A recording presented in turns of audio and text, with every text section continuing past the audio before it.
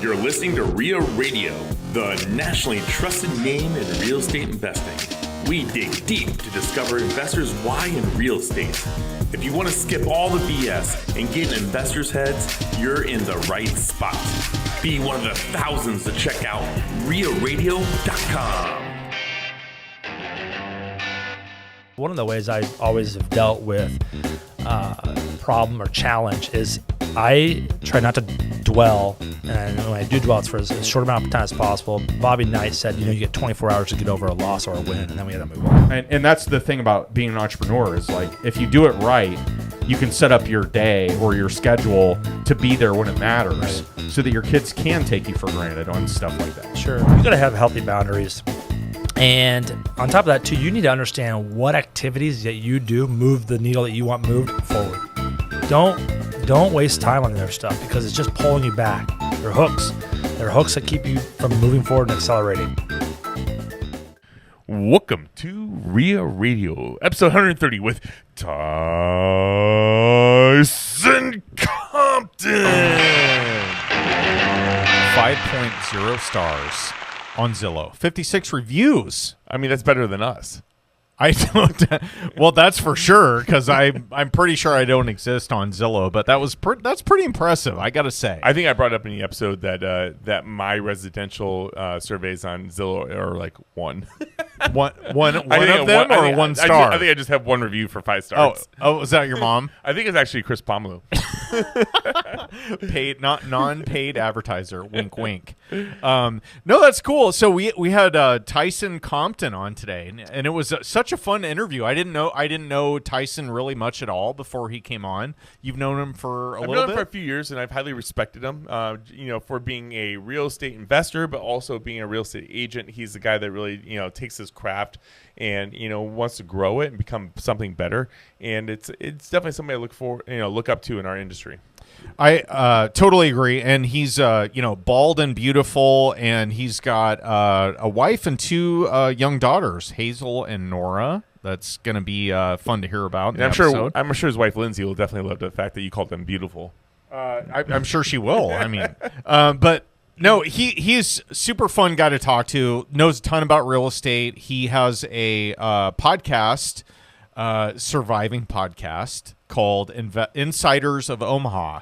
He does he drops an episode here and there. Like he's at 25. He wants to get the It's a slow drip. Yeah, it's quality, not quantity. Yeah, that's what we always like to say. But he's got a lot going on. I mean, when you listen to the story, you're gonna hear everything from going into the Marine Corps to everything he did in between before he got into real estate investing. That's the stuff you're gonna have to stay into. Yeah, I loved his story. He's such a cool dude, fun to talk to. Just genuine and a big heart. Yeah. Good times. Yeah. So tell me, anything going on fun in your world? I'm gonna serve this back to you. I've heard from a little informer that you have some stuff going on with a fourplex that you bought. Oh man, I bought that fourplex in December with a business partner, and it's been interesting because we bought it with a pending insurance claim. Mm-hmm. So we have not been able to start work on it, and because the money hasn't come in an insurance claim. But there's also been a potential of a third party real estate appraiser coming in to assess the property and the damage. Okay. Now, what can you elaborate on that? What does that mean? So the insurance company hired them to do that? No, it's a separate third party that has nothing to do with myself or I hired a company called Premier Claims, or the person I bought from hired them. Okay, but anyway, this claim has been going on. So there was a cigarette fire that happened on the back deck, and it came into one of the 4 units, right? Okay. And the whole building got condemned. They said, hey, we want updated plumbing, updating electrical. And so even though 1 unit was damaged, all the units got shut down. And so the claim is waiting. Well, the seller ran out of money holding on to it. This went on for over 1.5 years. So I took over kind of like a subject to situation in December. And then I did we wrote all the contracts, so I took over the real estate, the claims, and taking over the project. Well, we were hoping this would go a little faster, but in the end, this project, I mean, now we're over 2 years since the original claim has happened. And since then, we've had hailstorms on the property. We've had multiple break-ins with squatters. Yeah. Also, the back parking area has become a whole entire tent city a couple times. Oh. And so we have all Creighton and Nebraska med student kids that are all living around this property off of the 30th and Dodge here in Omaha. And so it's getting a lot of attention. Not good attention. Not good sounds attention. Like. That's definitely true. But it's just been a continued process, and we're finally starting to see some light. But we were like, hey, their original claim, I believe, was like $18,000 that they're willing to pay out on this. So obviously that's what got escalated. And my business partner / contractor is like, well, this is going to cost us at least $300,000 to do the reno on this now. And so we're going back and forth. The insurance company is just not budging on this, right? And now we have to hire this third party to come in to assess the property and then provide their own. Actually, we have to hire two of these insurance adjusters or appraisers to come in. And they're gonna bid out what they think it's gonna rehab, and then they're gonna find the middle ground, and then that will be. Can I ask why? Like why is that? Why do you have to have two of them? Because that way, I don't know why two. I'm assuming it's because that way they're getting two opinions. Okay, and then this is from the insurance carrier that you have the claim with. Premier Claims is actually the ones that are facilitating all this. So we'll spend up to $10,000 to bring these guys out. Okay. But it would potentially pay us out, the whole claim of up to $300,000. Okay. And it's going to our benefit, but this will delay this process for at least another 6 months. And we cannot do any repairs on the property because if these guys come out and we fix electrical, fix plumbing, do anything, that goes against us. Wow. Okay. And meanwhile, so let's talk about this for a minute because I have a similar situation going on at a different property. But what are you doing about lost rents? Like you still have to pay for your mortgage, your taxes, your insurance, your utilities if there are any on, but lawn care, snow removal, like all that, right? Like you got to pay maintenance and operating costs. So the previous owner got those benefits for the first 12 months. And then thereafter, those services ended. So there's no reimbursement. Okay, so you're eating it. Eating everything. Yeah. Since the day I took it on. How's it taste? It's rough, man. It's like doesn't taste good. I'm gagging every day. But in the end, it should pay out really good because we had two bedroom units and we have 2 1-bedroom units. And the 2-bedroom units have a unfinished attic above them with steps going up. We can add a full room bedroom up there. Okay. The bottom level, the 1-bedroom units have stairways that have been closed out to the basement, and we can add 2 bedrooms and a bathroom to each one of those units. So there's a lot of. Are you doing that? Well, originally that was the whole plan, but right now I just want to get the damn thing up and running. Right. So right now our goal is just to get what's there up and running. Yeah. And then after we establish it, then we'll start up, adding those other bedrooms as the people move out. But right now, the holding costs are just astronomical on this. Do you mind? Would you mind sharing what you bought it for? And all that, the numbers on it. So I bought it a little higher than you normally would. We just assumed the loan, and so the loan was like $240, I think, on it. Was this a subject to? Yes. Okay. So you bought a fourplex in a good spot in Omaha, Nebraska, subject to the existing mortgage balance. So we paid the and loan. you got an insurance claim assigned to you. Yes. So right now, the person that we're working with, their name stays on the loan and on the insurance, and then our agreement with them was once that the claims are closed and we finish the rehab, we'll refinance it. Okay. But that's kind of transitional a bit because we just got a great letter in the mail last week stating that the insurance company was canceling us. That's great. Because of lack of repairs done to the property. Okay. But we haven't gotten a payout. And it's not settled. So I called my insurance agent, Marty McGuire, and I'm like, Marty, I go, hey, buddy, can we insure this? And he goes, I can't put insurance on that until the claims are settled. So, like, what do you do? Yeah, so how do you settle the claim if you don't have money to do the repair work to settle the claim? And there's a bank loan, and they're going to require insurance. Yeah. So pretty much my understanding of everything at this point is that the company working with Premier Claims is now talking to their attorneys, and I'm supposed to get a response today about how. Oh, this is exciting. How to proceed with this, because there's a lot of gray area in this. Yeah. But there's also something called which I'm not too familiar with, but you might be a bridge insurance loan or bridge insurance, kind of like a bridge, like a bank. I've recently heard about this, just recently, and so I can get a bridge insurance policy, which is really expensive, and really short, and to hold me off while in the process, because otherwise I'm at the bank to insure it. Right. We all know how expensive that is. Forced place insurance is what. And that's, a good example, though. Like, banks will, if you are not able to find an insurance policy, which a lot of people are struggling with nowadays, banks will force place insurance on it, which means they're going to basically get an insurance policy because you can't. And charge you whatever they want. Yeah, exactly. And it's not going to be with the bottom line in mind. Is it RCV or ACV? I don't know. Yeah, right. Who knows? Like, it could be at, a pawn shop where they get an insurance policy. But they're going to get a policy on the property to make sure that their investment in your project is properly, covered. Okay, you want to hear the next headache? Yeah, let's hear it. Okay, so we've had hail damage on this property since. Yeah. And we've had squatters break into it.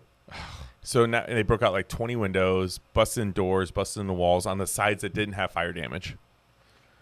So because we're sitting there and we can't occupy it, we can't do anything with it. Were they just like kids partying? No, or they were living homeless, there. Homeless people. Well, because they were in there just for the day. One of the neighbors called in. Okay. And but the police came in. They were in the property, and I'm gonna get the police report hopefully today from this whole thing. But I think they just told them to leave. I don't think they even arrested them. Because they're like, beat it. I'm like, are you kidding me?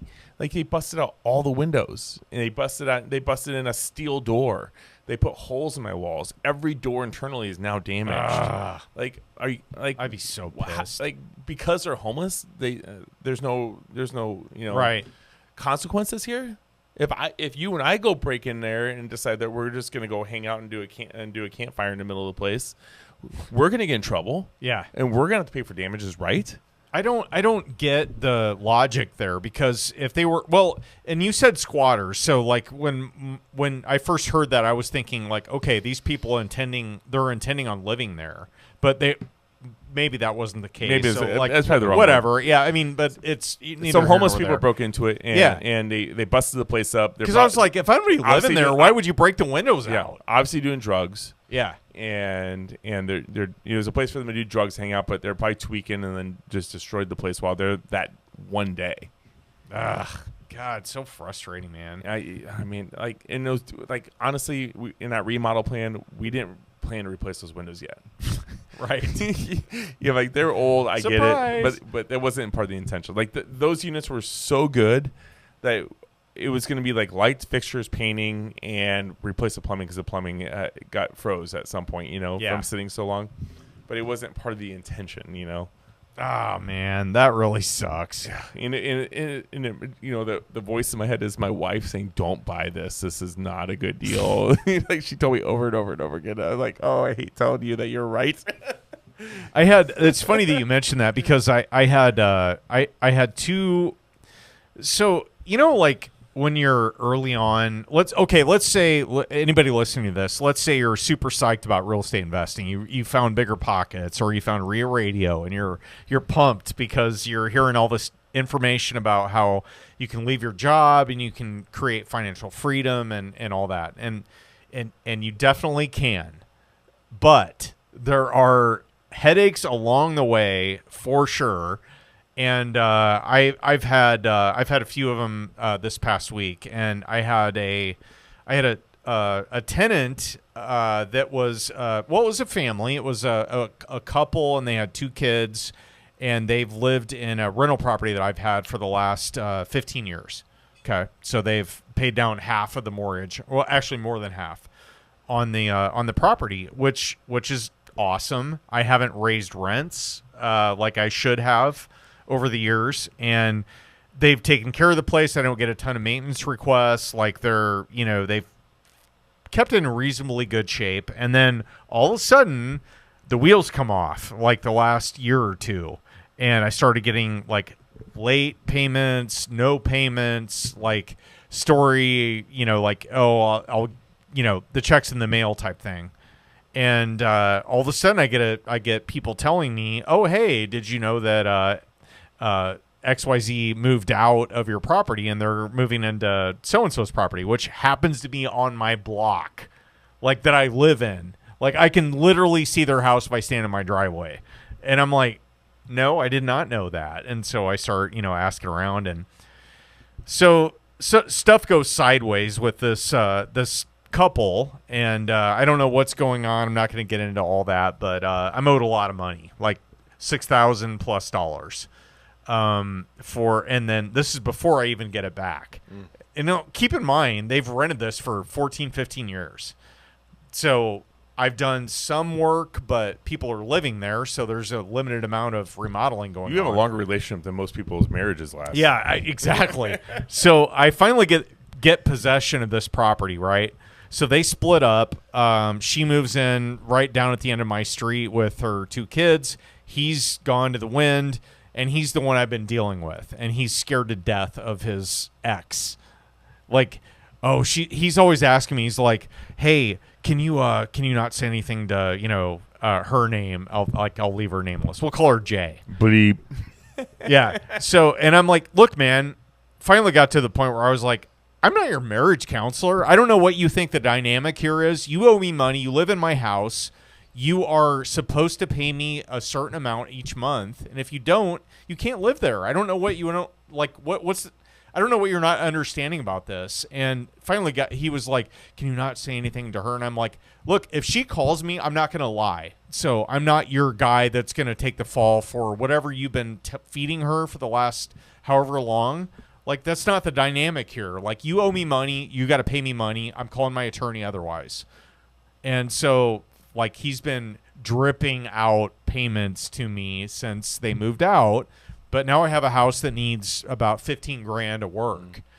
And so why I'm bringing this up is when you start buying rental properties, you think, I'm going to escape my job. I'm going to buy enough rentals where I can exceed my monthly income, the whole rich dad, poor dad, cash flow quadrant thing. And I'm going to be good, right? And what they don't tell you is 2 things. It takes a long, long, long time for your rental income to have an actual enough cash flow to leave your job and not feel the hit, right? Insurance, and you may cash flow a couple $100 a month, but this is not a machine. Stuff breaks in a house. You may have, a furnace that goes out, like something terrible might happen, whatever. So you have to plan for those things, and don't jump the gun on leaving your job with a regular income is advice I would give. But yeah, in this situation, I now have a $15,000 rehab that I'm gonna have to pay. Here's the silver lining to all this. I bought this house for $60,000. It's a split level, all brick. It's got 3 beds, 1 bath, but it's got an a finished basement, and it's got a 2-car detached garage, nice lot, great part of town. It's now worth about $240,000. I bought this 15 years ago. Okay, so stay in the game. They paid the house off. They paid the house off plus. Now, am I pissed off about the situation? Yes. Am I unhappy that I have to pay $15,000 for damages and fixing it up and whatever? Of course. Am I happy with the fact that I now have 4 times as much equity as when I bought the house? Yes, absolutely. So my message here is if you're buying rental properties, it's not the cash flow that you will eventually find your freedom with. It's the equity. True. And it happens over time, so be patient. And if you can sustain 15 years of, it's like dog years with rental properties. But if you can sustain 15 years, you're going to probably triple or quadruple the amount of equity you have in a deal. The money's not in selling your property every 2, 3, 4 years. Yeah, exactly. Yeah. So that's today's Golden Nugget. And this Golden Nugget is brought to you by JM Real Estate Capital. Hi, it's Rob, JM Real Estate Capital. We're the money guys that you need to know for all your real estate investments. Talk to us. We can do what your local bank can't or won't do. We don't have millions, we have trillions with a T to lend. 844 we close, or go online, jmrecapital.com. That's jmrecapital.com. JM Real Estate Capital, smart solutions for the real estate investor. With that, let's get into today's podcast with Tyson Compton. Hey, so to lead things off here, I noticed that you have 56 5-star reviews on Zillow. Oh. How does that happen? Family members? There's a lot of extended family then. No, it's funny you say that about family too, because when I got into the industry, I thought, well, I'm going to move back to Omaha after the military, after the Marine Corps.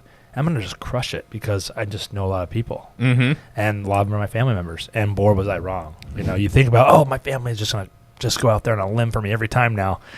Sorely mistaken. And then all of a sudden you have to get into work and you have to refine your craft enough for people to understand what it is you do, how you do it, and the reason behind it. So I think it's largely, first of all, it's a blessing that people will leave them, and then the other part of it is asking for them to say something on your behalf. Mm-hmm.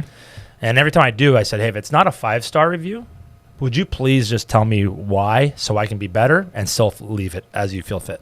I just wanted to learn from it. So they've been kind enough to put it on there and support what I do and kind of pay it forward for somebody else on the line to say, hey, you know what, this is a good fit for me. I want to see if he's the right fit for help me find a house and move me through that process. I think I have 2 5-star reviews on Zillow. So, but I don't ask for them either. I'm bringing this up for a reason, though, other than it's funny that you have no reviews other than 5-star, and there are 56 of them, which I thought was pretty notable. Oh, but thank you. No, in seeing that, I don't think we talked about this before. Zillow leads. Since you guys are both, Ted, you and Ted are both real estate agents, licensed agents, do you guys both use Zillow leads? Is that how did you get 56 reviews on Zillow? I assumed with seeing that you probably paid for leads. Is that true? Mm-mm. Never? Mm-mm. Wow. Yeah, never paid for leads from Zillow. What? Okay. Do you know much about it, Ted? Has your brokerage? When I was partners with DVG, mm-hmm. We paid about $6,000 a month for leads for the team, and or for the people in the brokerage, and so we paid for those leads for years. Are they still worth it? I don't know anything about what the ROI on those things is. It works for the Briley team, which is one of the biggest Zillow teams in the state of Nebraska. Mm-hmm. Yeah. I'll actually speak more recently. I had a close friend of mine. His wife got in the business. They left town for 10 days on a cruise. She does have that spend on Zillow, and she did ask hey, would you mind taking over my account for the 10 days I'm gone? More of as a favor, saying, hey, I'll service these for you. And I did get calls. I got calls. It was good, but I have not paid for them. I actually got one under contract within those 10 days. I think there is some validity to it. I think you definitely get what you pay for. The more you pay, I think the better they probably are. The nice thing is you can you definitely pay for the area. Yeah. You definitely pay for the area, and you can leverage out. A lender's financing as well, so you guys can split that and then share the opportunity. Oh, okay. So it's not as expensive. They can pay for a couple $1,000 or up to 50%. So that's nice. My mom's an agent, and she spends about $3,000 a month on Zillow leads right now. And she said that was fundamental for getting her business up and running. I think that's fair. Because she was new. She wasn't under a lead-based system, and so she needed those leads to come in to get her business going. And I think she has had those leads in for almost 3 years, and I think she's just this month decided to walk away from Zillow, to be honest with you. Yeah. Oh, really? It just wasn't worth it anymar? Yeah. The leads. She said the leads weren't as good as they were, but there's also a lot of confusion because of the NAR. The NAR rulings coming down that. If buyers are going to have to start paying their agents, how many buyers are going to do that? And it's a whole different conversation, right? Totally, yeah. Well, on top of that too, the idea that The quality might be different. That's totally true. I think the big thing, though, that your mom had some really awesome foresight on, though, is you pay to play at times, and if it can work. I mean, people aren't so keen on reaching out to their database like they think they are, and all of a sudden they have this huge fear. Well, that's an arbitrary person. That's somebody that's outside their realm, so they don't feel bad about taking that phone call, advising them, cutting their teeth on that new lead. And then all of a sudden it helps you build up a little bit of database and confidence. Mm-hmm. You know, you need the reps, and you don't want the reps on the people that you need their voice, you know, because those voices, a lot of times they can't, they don't have the grace of saying, oh, you know, he just started out, I'm still going to keep helping him out. That's hard. And a lot of people, you get one shot with that person to make a great impression to keep them on board, and that allows those reps to happen prior to getting to that person, which is nice. I tell you what, when I was running a brokerage, I had 18 agents, and out of 18 agents in the last like 3 months I had the program, 2 agents were taking the leads, and it was open for everybody. Wow. But only 2 agents wanted the leads. Wow. They just thought it was a waste of time. No. And and there's a call. It's like kind of like a call rail, and it rings everybody's phones simultaneously. But if one person mutes that call, then it actually ends the call for everybody, and then it goes to another realtor. Wow! That lead does count towards you. And so when I had a chain of people, they kept on muting it. So like we were getting like 50% no answer rates because people are muting it, and I'm like, the amount of money we're shoveling out for that. Yeah. And then my mom was actually the top agent on that. She was just gobbling up the leads and actually making killer money with it. But totally. But anyway, off topic on there from where we're going here. But you got to, if you're going to spend the money in it, you got to invest in it, and you got to make sure you take every single call. Mm-hmm. Just like if you're paying the money for your pay-per-click. Yeah, pay-per-click. It's a big deal. Yeah. Yeah. Okay, I was just curious. That's that's cool. Pretty interesting. But you mentioned U.S. Marine Corps. Thank you for your service. Yeah, absolutely. You went right out of high school, grew up in Kearney, Nebraska, or what was the? Maybe tell us the story there. Yeah, so I actually went to Doane College on a football scholarship, and what position were you? I played quarterback. Look at you, big boy. Yeah. I mean, I didn't see the field once I got to college at all, but then I went to the Marine Corps following college. So, and actually after a year after working in the private sector, I actually worked for Peter Kiewit out of college. It was 2008.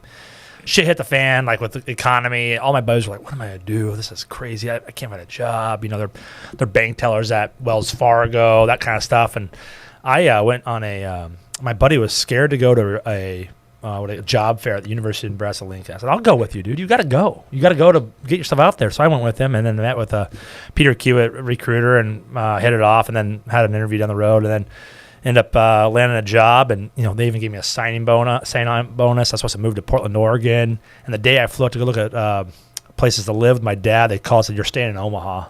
And I was like, whoa, man, that's not what I wanted to do. Stayed in Omaha and really accelerated wanting to go to the Marine Corps. I had wanted to go after high school. My dad said no. He's a Vietnam vet.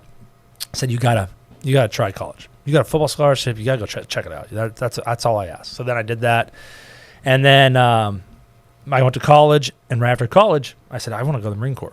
He's like, or go to the military. He's like, you got a great job lineup. Just try it.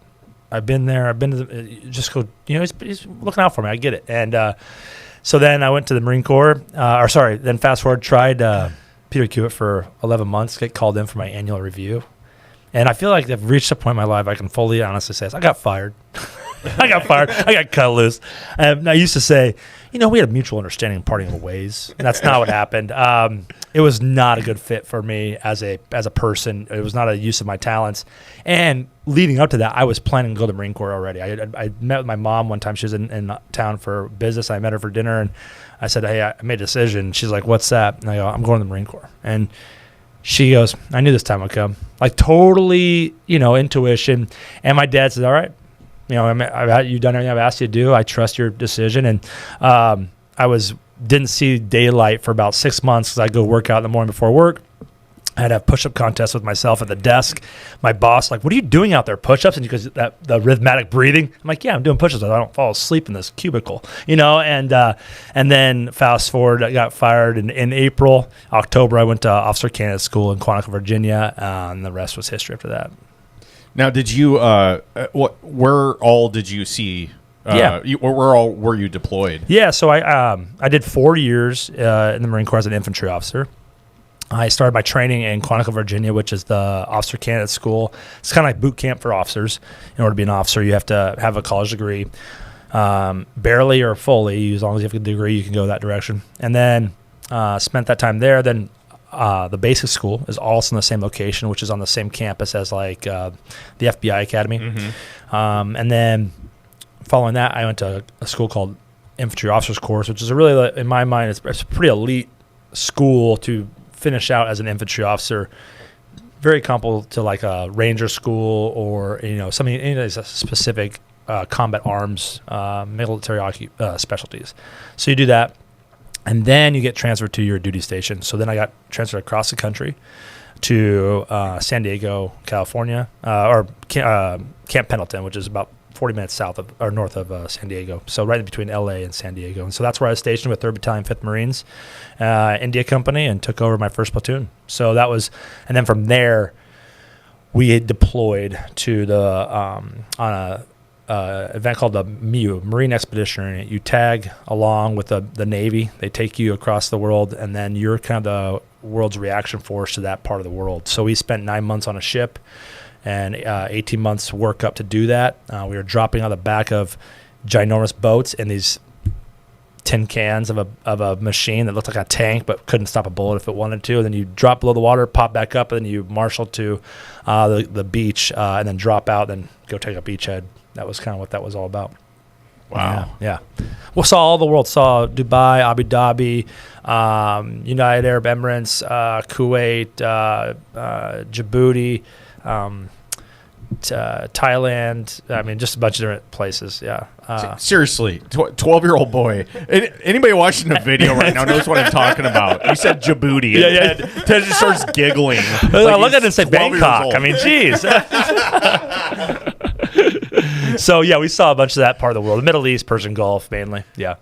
Yeah. So you get back to the States. Now, I had I just wanted to make note of something that I was in recruiting for a long time. So I worked for IBM, some other ConAgra Foods, some tech companies, and we had a program where we participated in hiring our heroes, which was a job fair specifically for military vets. And I had a lot of conversations. I did that probably 3 times in Des Moines, and I just remember being like fascinated with the stories that I would hear from these veterans, and how heartbreaking it was to see how difficult of a time they were having. Some of them were having adapting to like civilian life, getting a jobby job, and just the transition where you're used to basically like. I'm paraphrasing here because I've never been in the military, but you're operating at a high level, taking a ton of risk, and you're putting your lives are on the line, your brother's lives are on the line, and then you come back and they're like, okay, well, can you pick up something that weighs 50 pounds more? Like, this stupid job description where you're like starting an entry level stuff. So we were trying to kind of like help them transition into corporate America type, jobs. And what was that like when you came back? Was it super weird adjusting again? So I'll do a kind of 20,000 scope view, and then kind of go hyper local here. Yeah. So it is exceptionally hard. You're going from operational level, exceptionally high, the speed at which you're operating, the ability to make decisions, your decisiveness. Also the responsibility you garner from your higher ups, in terms of the chain of command, and they are respecting your decision as long as it's within a certain kind of guidelines. They're okay, and you're 22 to 25 years old, which is a lot of responsibility for a young kid, and you're also in charge of a lot of people. Meanwhile, and also this is not to be talked over about, but you are working for a cause you 1,000% believe in, and you get up every day with a singular focus, and that's what we're working for, which is really freeing at times. It's like, oh, I don't have to think about anything else. I don't have to worry about anything else. I don't need to search for a why on this. We already know it. Yes, yeah. And it's external and internal. It's on my body. You might have tattoos. You're wearing a uniform. You're working for it every day. It's all everybody talks about. And then internal, it's like, this is where I'm supposed to be at right now. This is exactly what I'm doing. And then you fast forward, and then your time is over, depending on what you're kind of feeling and what direction your life wants to take. And then you come back to the civilian life, and largely 99% of the people you run into have no idea at all, or respect is not the right word, just have no perspective of what just happened in your life the past 4 years, nonstop, 24 hours a day, 7 days a week. They just have no idea. So you're having a hard time communicating with individuals. I didn't work with women for 4 years. Oh, yeah. So like the way men communicate and the way you're communicating with the opposite sex is way different. So that was just the working environment was different. Not only because you have to be blunt and you have to be clear and you have to be precise and direct. Yes, yeah, very direct. And it's not rude. It's just concise. It's it saves time. Like it's time. Efficient and direct, and you don't have to guess what the meaning is. Yes, so that's. My wife still is like, Tyson, dial it down a little. I need a little more flowers and lace. Talk to me, I'm like, okay, hold on. So I love you. Get a thesaurus out. Yeah. Okay? So, and she's been great, but yeah, so that's real. And then, so one, and you don't have time to explain it to people because they're not going to get it, or nor do they care to get it. Like it's just so far removed from the realm of perception. So that was exceptionally hard. And I had some friends that still battle with it today, and it's even harder as we went in with the intention and the idea that we all, like my group of officers I went through with, we all wanted to go to serve in Afghanistan or Iraq. We wanted to go lead Marines in combat and test our training to the highest level. And those guys that get to do that also have their own set of problems and or challenges they have to come home with.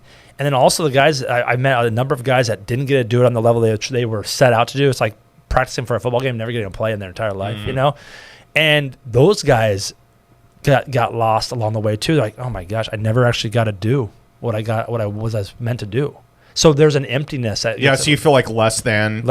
Yeah. And I could have been there. I could have helped. How did, that's the hand you're dealt. It's kind of survivor's guilt. Yeah. And so that was really hard. And I I've been flowing that a little bit. I was really lucky enough. One of the ways I always have dealt with problem or challenge is I try not to dwell, and when I do dwell, it's for as short amount of time as possible. Bobby Knight said, you get 24 hours to get over a loss or a win, and then we got to move on.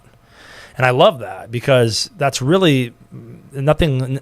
Everything else is going to keep moving regardless of what you're at or not. That's way better than how Elrod only gives you 10 minutes. Yeah, exactly.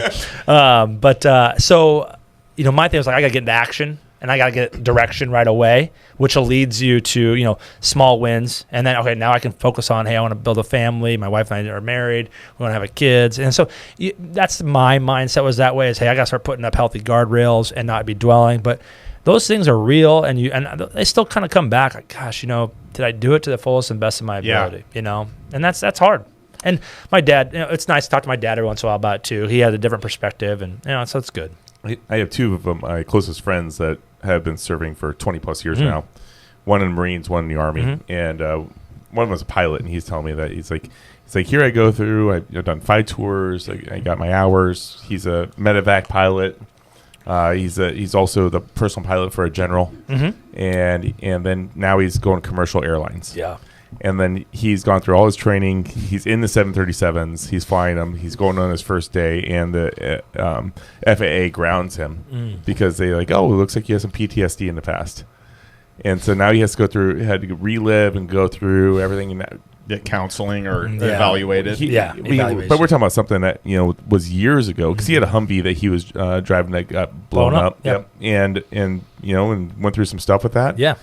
And then got in a car accident, and and he's like, but this is like a lifetime ago. And he's really on the straight and narrow. Yeah. And he's got a goal. He's the smartest kid I've ever met. And he's like, how is this? Here I am putting my hours and my time in, and how is this stuff in the past, which I've gotten my counseling, I've survived it. Why is that coming to bite me in the butt? Yeah, it's wild. And I'm gonna give him a shout out. I won't mention his name, but he got through. Yeah, and he's in. No, that's great. Well, that's great to hear. I love hearing that. It's a good story. But he still reserves 25 years in. Yeah, it's awesome. So I'm just noticing your ridiculous tan line that you have there. Take your watch off, bro, when you're out in the sun. Look at us. Yeah. Look at us. It's like he's hating on us. I'm just jealous because I have so much hair on my body that I can't. Every time I wear a watch, I'm like yanking hairs out. So I just don't wear them anymore. Anyway, so you come back. You are doing push-ups in corporate America. Yeah. And I can't stand cubicles, by the way. So I quote unquote left your job on mutual terms after 11 months. Yeah. How did real estate enter the picture for you? When I was deployed, I was recently married right before when I deployed. So my wife and I had It's the greatest time to get married, isn't it? I advise it to everybody. Said no one ever. But my wife and I met and were married within 11 months, and then I deployed 3 months later. So then towards the end, I was like, if I want to keep this marriage together, which I do, we can't do this again. The deployment was a long haul. I was stuck on a ship for 9 months. Yeah. All time included, and just like, this is not healthy. So I knew that I was going to be making a move out. So what I did is I started looking into just different things, and I've always enjoyed being in houses. I've always looked at houses. I used to go to open houses for fun when I was right out of college. I just enjoyed that stuff. So there was a connection there. On top of that, I was looking back through my time in the Marine Corps as a leader, and I was like, what did I enjoy doing? And what made me light up? Breaking down doors. Breaking down doors. I told people to break down doors. I didn't do much of the breaking door down. But I really just enjoy, at that time, really working with people one-on-one. That was really nice. It highlighted my talents and my skill set to gain people's trust and help them through a situation that it might be foreign to them, or present them with opportunities that they might not know about that we could lead them down a different direction. So it made a really good fit with unlimited earning potential, and you kind of eat what you kill, which I have a strong entrepreneurial mind that allowed me to kind of exercise those muscles in my body. And so when I got into that, I was excited about it, passed the test right away, which was great. And then I got into it first year and kind of learned a lot about the business and tried to have it make itself successful. So it was a good fit using my current skill set and where I was at and how I wanted to employ it. Now, you are, how old are you now? I am 38. 38. Mm-hmm. And when you got back from the Marine Corps, your deployment, and you're out, mm-hmm. You were what, 26? Got in when I was 23. Yeah, 27. Yeah. Okay. Yeah. All right. And your first foray into real estate was as a licensed agent. Yeah. And now you've also been an investor during your real estate career here. So the last 11 years, I'm sensing a theme here with 11. I don't know. You were engaged for 11 months before you got married. You were employed for 11 months before you got, mutually let go or mutually decided to part ways. Yeah. And then now 11 years. Yeah, I'm sensing a theme. I'm going to have to look into that a little bit. Yeah. And you and Lindsay have been married for high school 12 or 11 years. Okay. This is weird. All right. The number 11. Okay. So what did you hit the ground running in real estate, or was it a struggle to kind of get some traction in getting residential sales going? I think I hit the ground running in activities. Mm-hmm. I think it was a struggle in a sense to garner results. So putting in that back end work, the stuff that's beneath the surface, that you're just learning your craft, learning the process, learning how to have effective communication with people.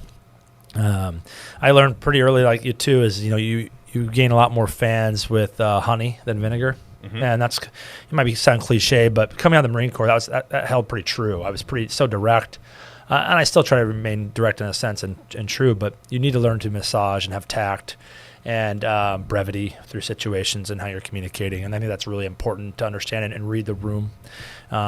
You're not the star when you're working with your client. The clients are the star. They're the people that need to be led through that and help through that and help them come to their own decisions through what they're already saying. And that takes a lot of refinement and a lot of observation and a lot of speed control on yourself of how to speed up, slow down, and how you're communicating with them. So I think that first year was a lot of that. Mm-hmm. But by nature, my ability to weave in and get to know people really quickly shone through. So I have I think kind of a God-given ability to kind of cut the small talk pretty quick and ask some decent hard-hitting questions, and like, oh wow, this is actually a valuable conversation versus just a short-term thing.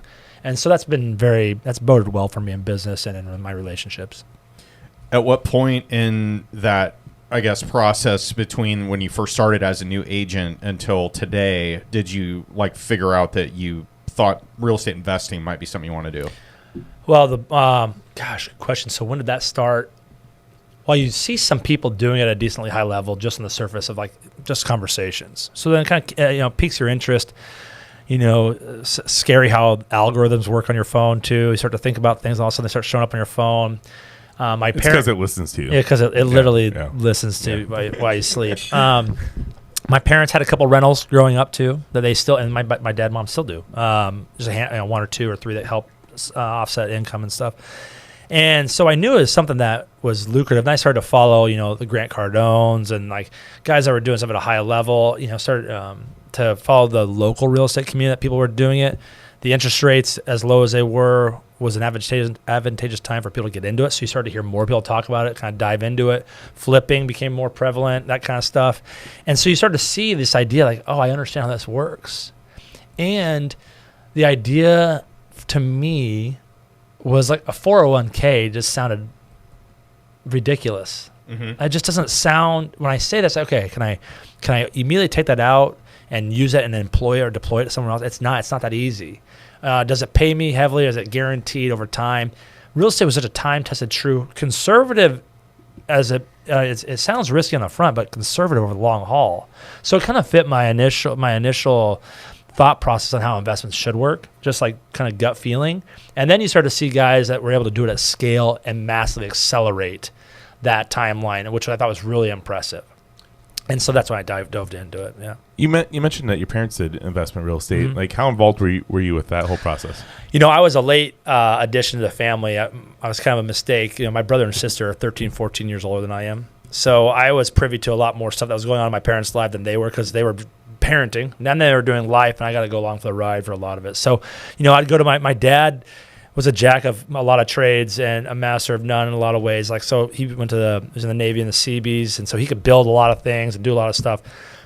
So he was always looking for things like that. He was bartering cars. He'd be driving around the countryside for his work and find old cars, and then he would buy them and swap them and make money on that. He would put up garage doors on the side, and but they got a lead on a couple of duplexes and in town, and one led to two and two led to three. Then they sold one, and they always had two or three kind of just on the hook, and then they built the house one time and sold it. So it's just, that I just saw that as conservative as my parents are, like, just if they felt comfortable doing it and it was in something they knew, I mean, I definitely could get behind it, So definitely that entrepreneurial mindset, hey, no one's going to do it for you. I remember hearing them talk one time. My dad said, or my mom said, they had taken payment from a guy from my dad's work for stocks. He traded over some stocks, and my dad said, I'm never doing that shit again. He goes, that was the worst investment I ever made, and I trusted a guy based on this, and it's never panned out. And from that on, I was like, I don't know why that stuck with me, but I just remember sitting in the kitchen. My mom was looking at the stock roster on the back, the pages of the financial part of it. And I'm like, what are you looking at? She's like, well, we have some stocks that Dad took for a payment on a job one time. And I was like, really? He's like, and they've never worked. And so, just these little things that kind of start to pile up for you. You're like, okay, the picture's starting to get a little clearer. And there is a direction here if you want to go that direction. And that's just what kind of evolved over time. And it was about 3 years into my real estate career where I started to say, hey, I want to do this. I just don't know when and how, but I'm going to figure it out. Well, I mean, we're all parents here, so it's really interesting to talk to somebody that had their parents that did investing. Yeah. And what kind of legacy that left on you. Mm-hmm. And I always kind of find that we always want to be better than our parents. Yeah. But every once in a while we do run across somebody we interview and their parents did it and they tenfolded it. Oh yeah. So right. Yeah. Yeah. I think back when I was growing up, and both my parents were both entrepreneurs. My dad, he's always had other stuff going on. Mm-hmm. I get him because I have a lot of the same stuff. My brain's wired similarly to him in some aspects. Mm-hmm. But he bought, I remember, so he ran heavy equipment. So he was we have farmland. He was a Caterpillar guy, so he would run bulldozers, and he'd build terraces, do tree, he'd knock down trees for people that needed trees cleared and all that. And he bought a shop, and I'm from a small town, Malvern, Iowa. he bought like a machine shop there, and he had kind of like an office, and he's pretty anal retentive about how he likes things. So it was always like super clean and just a nice place. And I remember him, and I remember this because I was like, Dad, how did you, like, I just thought it was the coolest thing ever that he bought. Like, you bought this. You own this building right on Main Street. And I said, how much did that cost? And he said, it cost $20,000. And I remember I was like, that was the most money. I couldn't understand how we could afford that. Right. You know what I mean? Like, you bought that for $20,000. Like, how do you have that? How old were you at the time? I was probably, I don't know, 10. Yeah. Right preteen, around there. right around preteen. Yeah. But I was starting to kind of like pay attention a little bit because he was always a really hard worker. He'd get up at 4 a.m. He was a terrible sleeper, just like I am. But like so he had chronic insomnia. But he'd get up before dawn, and he was always gone before I got up. And he'd get home, usually around 4:35, something like that. And he never missed one of my games, never.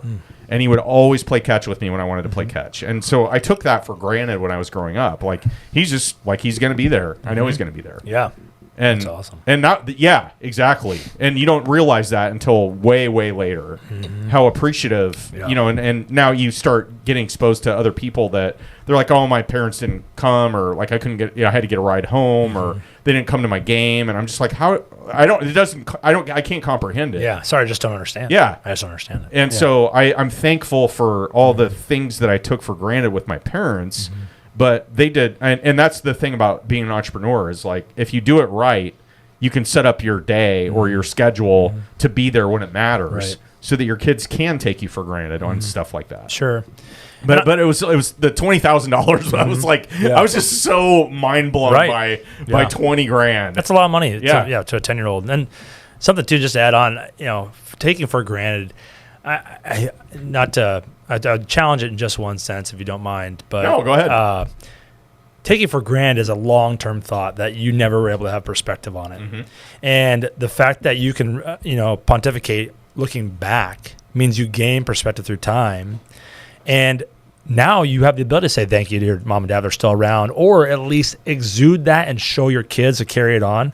We kind of have these like 3 to 5 things that we loved about our parents that we took away with like such gravity within our soul that now we can extend that to another generation and then build on it. And that sounds like something like that is one of those things that is like an anchor, And so I think the fact that you can have perspective on it and you're still relatively young, middle-aged like we are, and it's like I have so much time to be able to continue to seat this in my own kids that allows you to say, we took a lot of things for granted in the sense of being young and dumb and stupid and running around, but that's only for the mere fact of like validating or invalidating our own thoughts at the time, right? So I think that's awesome that you can say that now, but I would say you're not taking anything for granted now. It's like, hey, now I recognize it. Now right? For sure. And they probably see that, Yeah, I just, man, it's not, it kind of sucks because you don't really start appreciating your parents. Right. I think the beginning age is 25. And then it grows over time to where if you have good years with them, and not everybody's that fortunate, right? And I'm so thankful that I am in the position where I do recognize it now, and I can tell them. And that's, that's all you can ask for. How old's your dad? My dad is 79, my mom's 78. So, and they're in pretty good health. That's awesome. My parents are middle 70s, 75, 76, and I'm like, if I get 5 more Christmases, I'm on borrowed time. Oh, God. Right? I hate thinking I that do way, too. but it's true. But it provides you perspective. Be like, no, I need to go say hi. I need to go drop by for coffee. You're thinking about them, pick up the phone. Pick up the phone. And I just wanted to hear your voice. Because there'll be my brother-in-law, both my brother-in-laws have lost their dad. My father-in-law just lost his dad 94, 95.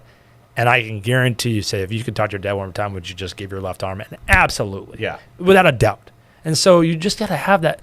You just learn so much from those people of age-old wisdom. It's crazy. Just ask the question. They're going to answer. They have nothing to hold back anymore. They don't give a shit. Right. You want to know the truth? I'll give you my truth. All the stupid crap you did when you're like, and the funny thing is they probably know most of it anyway, because you're like, hey, I used to drink the schnapps in the fridge, Yes. refill it with water. And they're like, yeah, do you think I not see the condensation running down the side of the bottle? We know you did that, idiot. You know what I mean? Like, that's what's funny now. It is. But I do like to drop occasionally on my parents, like, some really stupid or, like, irresponsible things that I did that I know they don't know about, just to see the reaction. Yeah. And like, my mom just, like, hangs her head, like, shaking it, like, So oh, my good. God, what are you... So good. I'm blessed enough that I still have a grandparent alive. Oh, wow. That's awesome. And so I actually hung out with my grandma for a couple hours this morning.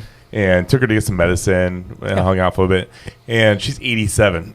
and she goes, you know what? She goes, I'm a little dizzier nowadays, but after watching Joe Biden, she's like, I think I'm doing pretty good. Bless her heart. Bless her heart. That's terrific. That's pretty funny. And I just started laughing so hard. So, Tyson, do you remember the details on your first investment property that you bought? Yeah, absolutely. So, a good friend of mine who moved to Omaha at that time, I helped him buy a house, and he had a friend that went to med school here and bought a house back in the good times, like back when the prices were super low. And he left and moved away to go to residency and all that stuff. Well, he ended up renting out his house, and they just destroyed it. And this guy was like, Troy, who ended up being his best friends, I don't know what I'm going to do with this house, man. And he's like, well, I'll talk to Tyson. Tyson knows the market. What can we do with this? Is this an opportunity? Went and saw it and thought we could get it for a good price, and we did. And so we toured it. It was in disarray, needed a lot of work, but in a great area in Exarban. And we said, okay, let's do it. And I remember we pulled the trigger verbally on it, and we showed up to sign papers to sign it over that day. And it was a snowstorm, blizzard, right before Christmas or Thanksgiving, and nothing was open. And they're like, are we signing papers today? I was like, hell yeah, we're signing papers. This is go time. Like, when else are we going to do it? It's got to be now. Yeah. And so we showed up to the title company for that 1 30-minute, and I could tell the lender was pissed. They were irritated. Oh, gosh. We just couldn't wait till Monday. And I'm like, no, we're doing it today. And I remember after we brought each of our checks and put it in towards the kitty on that, and 30 minutes later, we had a house. And then the work ensued, So, yeah, I remember that. Now, when you got possession of the property, and was this a rental or a flip? Rental, yeah, buy hold. Okay. Did you know what the plan was? Yeah, we had a buy hold plan in place. Like this, this is gonna be a good fit. The rent's gonna be high enough. It's gonna need some work. It's gonna need X amount of dollars. I think we bought it for $95,000. In Exarban, right by the old Petro's diner, which is I think 60th Primo's now. 60th and Center, great spot. And where my wife and I's first house was. Yeah, so we right on Cedar Street, and I said, hey, we're gonna need about $35K to get this thing ready. I was in Oak. Right next block over. Yeah, next block over. Yeah, and so he said, okay, so we did that and got a bunch of stuff done. But I remember walking in after the guy had vacated the place, and my partner's got a really weak stomach. And this guy had just, how tenants tend to leave a lot of shit in the refrigerator. There's like gallons of soy sauce. One was dumped out. Smells like money. It smells like money. So my partner is gagging, like verbally almost, physically almost vomiting. I can't go inside. I'm like, sack up. Like, it's not. And then I open up the refrigerator, like, whoa, that's pungent. And he's like, I'm like, just go outside. I'll take care of it. Let me get the dolly. Let's do this. And he is. As our listeners are puking in their cars right now from that noise. Oh my gosh. And it got worse when we went downstairs because he had kids that he would see. I think he was divorced and had kids that he'd see every couple of weeks. Well, I don't think he would ever wash the sheets, say, if they wet the bed. So he would just throw them downstairs and buy new sheets. And so he'd walk downstairs, and that pneumonia smell is pretty aggressive, right? Yeah. And so we got double trouble once we went downstairs, and so we had to clean all that up, and just the things you come across, So, and then we got a refrigerator stolen out the back of our door during the middle of the day when we were cleaning the place out. While you were there? Yeah. Well, you know how they have some of those back alleys, and our house backed up to. It was on an alleyway, and so yeah. I think if I'm a thief a refrigerator is not going to be my target. Somebody did it more than we did. The heavy. I mean, well, like you might as well steal pianos. I mean, what the hell? Why would you? You know, it was really nice. Appliance They left out the there? dolly. I appreciated that. The dolly was worth more money, probably. Stole a refrigerator. I mean, you got to be hard up if you're like, hey, bro, you see that fridge over there? Let's go get that. I mean, what? Yeah. Okay, what's the plan next? You strap it to your back? I don't understand. They had two getaways. They had T intersection on an alleyway, so they could go out away from the house. That had to be the only thing I could do. My lawn guy that I inherited with the property, I'm like, oh yeah, I'll take care of the local crackhead. He went ahead and walked off with my lawnmower and my money on this on this job like a week or two ago. I posted it up on REIA. He goes, I messaged him. I'm like, dude, where's my mower? Yeah, it's a newer mower. Yeah. I'm minus a power washer because of what you're just describing. And he goes, I never used your mower. I'm like, you gave me a discount on my last bill because I called you out for using my mower and mowing the neighbor's house with it. Yeah. I didn't use your mower. And then I screenshot from the video cameras. Isn't that you and my mower right there? Yes, it is. I didn't. Somebody else stole it. Okay. Idiots everywhere. Yeah, they are. Yeah. That's funny. Okay, so what happened next? So you got your first rental, $35K. Was that the right number to get it rehabbed? I think it was. Yeah, it was pretty close. Yeah. Now, how did you buy it? just by normal traditional commercial financing. Okay, Yeah. so 20% down. 20% down. And you saved it? That was, you had your savings, you had a partner on it? Yeah, so we both put in like 11 grand a person. Weird, how much? 1,100. Huh. 11,000. Might want to put a hash on your notebook there. Wow. 11. And so you bought it for $11K each out of pocket, and then put 35 into it. Did you also dip into savings for that? No, we used construction loan. No, we actually just used back then they were doing the after repair value equity, so we pulled from that and put it in there. Okay, so this would have been what, like 2006? No, it was 2008. Geez, 5 years ago. So 2019. Okay, this is pretty recent. 18, All right. 18. Got it. 18 probably. Okay. 18. So so then did you, after you put the money into it and got it stabilized, you rented it out, did you refinance? Yeah. Recoup some money? Yep. And then what was next? That money just went in to pay off our out-of-pocket costs on the loan, and then we just kept that in there, and then we were just looking for our next opportunity. Only if you knew what you were doing, you could have labeled it the Burr method, and then then we could have made millions, right? Yeah, exactly. So that was our intent. It's like, hey, the challenge was I'm not the finance guy necessarily. I'm the vision guy. So understanding that whole connection is the synapse that goes together with that is sometimes not best for me, but what does it look like? Hey, do we need to have 10, 50, 100 properties to see where this is leveraged out properly, where this is now cash flowing on a reciprocal basis, where now this can potentially be a complete replacement of income? Mm-hmm. So that's kind of the whole, hey, what does that number look like for you? What is your goal? Is it short-term, long-term? That whole thing. So that needed to be more materialized then, but we were just looking for our next opportunity and trying to find the next. And then, but the thing is, once you start, and I don't know, we talk about like the one thing or, the power of thought. Like once you put things out there in the world,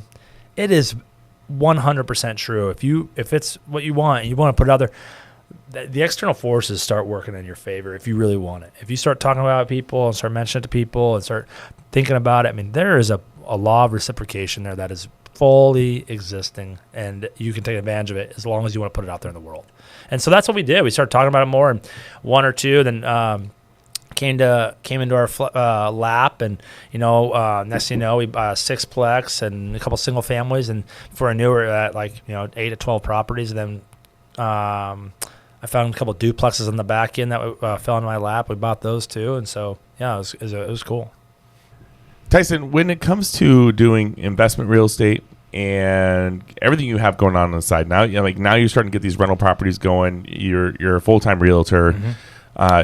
Are you having some of those struggles with having two girls, marriage, in kind of creating that work-life family balance with your time? Like how are you balancing it? Yeah, I think that's it's a great question, because you ask your wife or your spouse, and they're like, "Gosh, how much time is this going to take from what you're doing?" And in your mind, you're just put it on the plate. Because were Hazel and Nora born yet? Nora was. Hazel was not. Okay.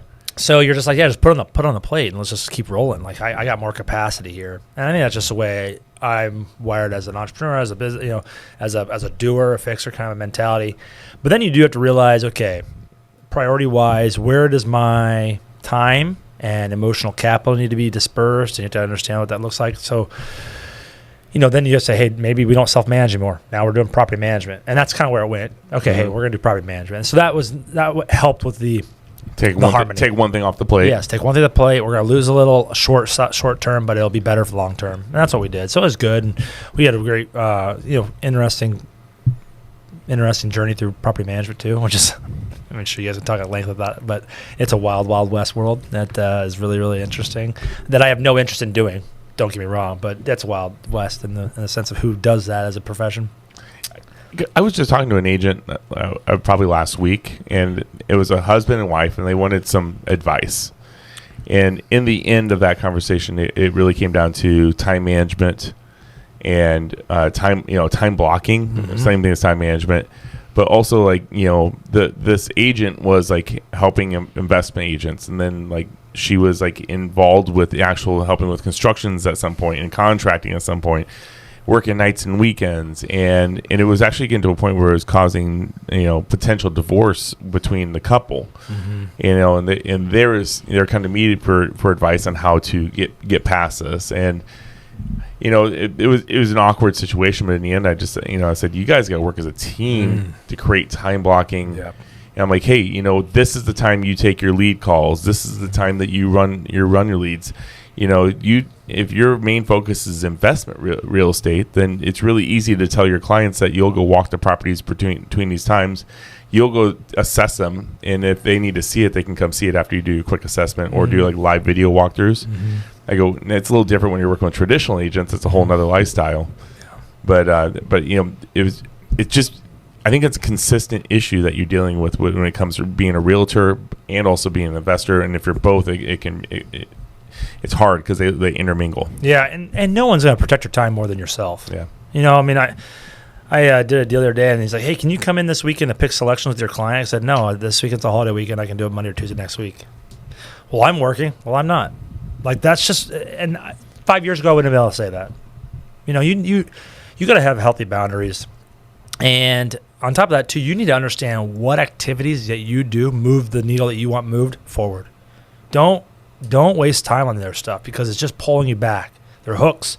They're hooks that keep you from moving forward and accelerating. So if you can just protect your time and articulate it in a way that, hey, it's fair, or at least respectable, do it. If you're doing it just to think you're going to move the needle with your client, well, you need to evaluate, hey, is that really the best use of my time? I remember helping a client move one time. I was like, that is not the best use of my time. No. Do you have any examples of high value activities versus low value activities that you can make decisions like that on? Yeah, I think. So one thing you gotta understand is know your strengths. Hey, what am I good at? Where I can make a deep impact. So if you know those things and reflect, so now I know where I can, kind of distribute my time potentially. But also, if somebody can do it faster and better than me, then I need to get that person to do it. That's where I made the mention about moving. I said, the seller or the buyer, my client, the seller underestimated the amount of time it'd take to move, and the buyers was to move in. And I was like, well, now here I am, morning of closing. I'm helping them move stuff out in the trailer. Well, fast forward 2 years, I said, hey, I was able to head that off. What is your plan for moving? Okay, hey, I'm going to pitch in, $500 to your moving bill, and we're going to get you moved out faster if we're going to try to do the same day move. My client was way happier, less stress.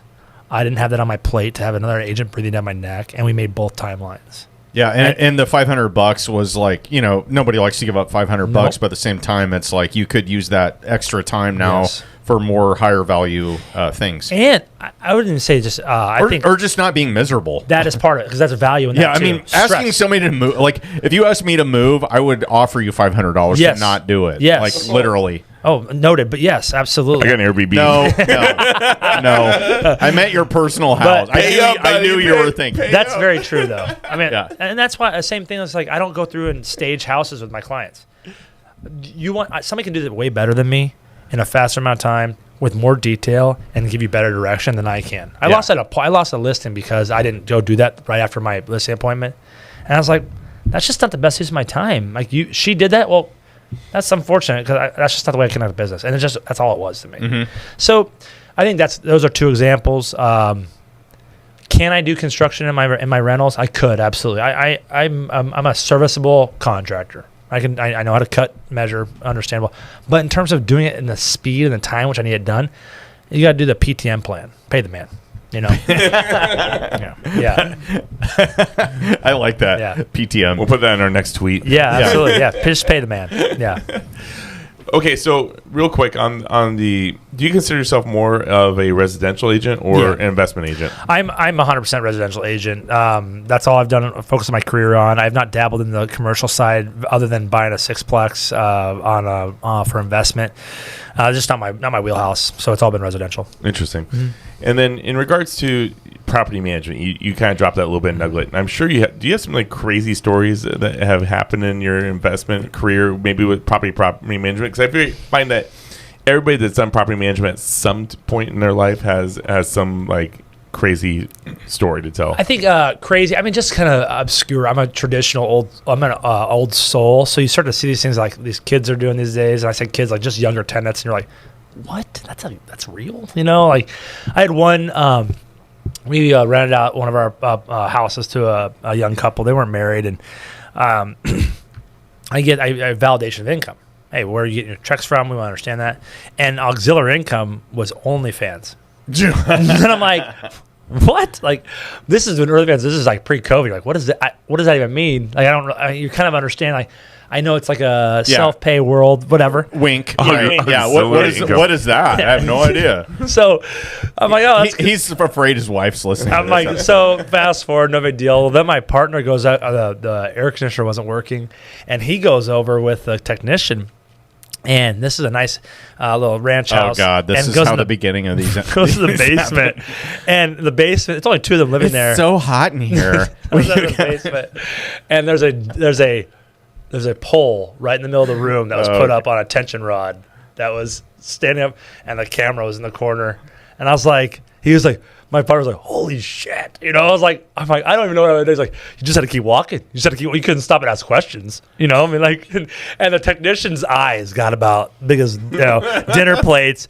Didn't stumbled over his words, and like, and then the guy that was not the OnlyFans, avatar was like, oh yeah, that's my girlfriend's stuff. Don't worry about it. And I'm like, what? All of a sudden, your technician comes to life, and he's like, "Hey, could I interest you in a maintenance servicing plan for the next 5 years for weekly? You know, like we'll come weekly and change your first filters." It makes me feel better. I think I mentioned this in the previous podcast. I was like taking pictures randomly through a unit, didn't look right. Yeah. And then I'm like reviewing the pictures to go over the out-of-state client. Uh-huh. And I'm like, whoa, back up here. And there's like lights around the bed, big stain on the bed, toys on the bed, cameras, and they had like, I don't even remember, 3 to 6 kids upstairs. It wasn't just because they had a dog. And I'm like, holy moly, there's a lot of kids in this house to have all that going on. Well, that's how the kids happen, Ted. I don't know if you know that. Yeah. But. Well, they're adventurous. It's a solo scene. Yeah. Okay. Moving on back to the PG-13 section of our episode here. So, Tyson, you mentioned something before we hit record today that you recently decided to sell your rental portfolio. Yep. When did that happen? Why did that happen? And what happened? Yeah, so it kind of came out of I guess it didn't come out of left field. What had transpired was my partner and I had kind of talked about, hey, man, we should sell this like soon. We should get into commercial real estate using triple net lease idea, that kind of whole concept. And so that was kind of on the back burner. Wasn't like in motion. But then I started to dive into say, hey, I don't know if I want to do this real estate full time for the rest of my life. What does that look like? And I had talked to some other people that I take advice from that I respect, and the idea came up. It's like, hey, maybe you should look for a business that you could buy. And I said, well, this is something to investigate. And so I started diving into it. I really liked the idea of it. I liked the process of it. I liked what it had to offer. And I got really close on a business that I put an offer on. It was a plumbing business. And I was like, this is potentially going to happen. Like, it's like, well, now I got to find capital. Like, Ricky, take quick. And so the only thing that came across my mind was I got to sell my investment portfolio, and I'm okay with that. And then I could just move that money over to a down payment with a SBA loan. And so I totally dropped a bomb on my partner. We have a great relationship, nothing, no hardships, nothing. I said, hey, would you be interested in buying my side of the portfolio? And he was kind of taken aback. And I didn't realize like it was more direct. I didn't have like the tact, like to massage that situation because I was in urgent mode of just because I was getting really close to getting this thing accepted. And he's like, well, I'm not going to lie, you take me by surprise. Well, one thing led to another. We talked a little more, and he understood why. And he's like, yeah, I'll buy it from you. And we went through that whole process. And about 3-4 weeks later, that business did not come to fruition. But then another business opportunity came up, and I did get an accepted offer on that. Was it an OnlyFans site? It was zero digital playground. I mean, a lot of profit in that. A lot of little big overhead. margins. Big margins. Yeah. So we went ahead and closed that, and it went really well. It was nice to work with somebody where both of us greed was not on the table.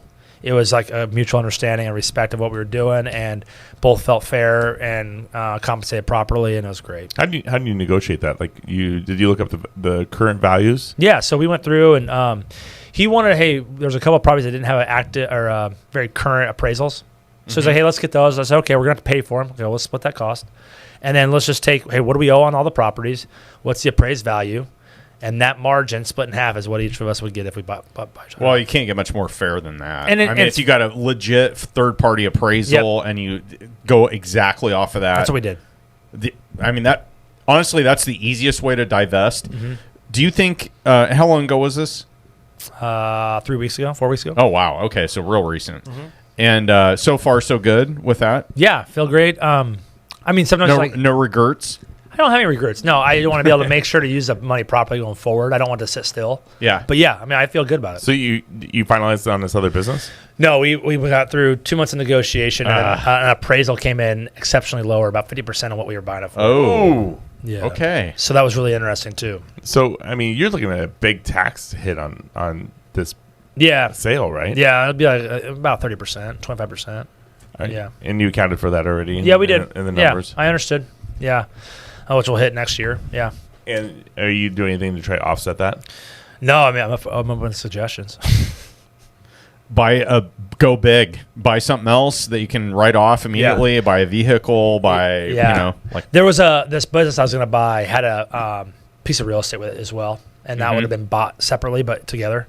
And that was another piece. I was like, hey, let's do that. Yeah, and you could buy something and then do a cost segregation study for effective for this year. And I don't know what is it 80%? 80%. Yeah. I should know this. Yeah. But yeah, that could help offset quite a bit. I think I actually got a lead on a plumbing company that's for sale. Maybe let's talk about that offline. Yeah. Are you looking primarily for service related businesses like that or trades? I think so a little bit. That's what I've been gravitating towards.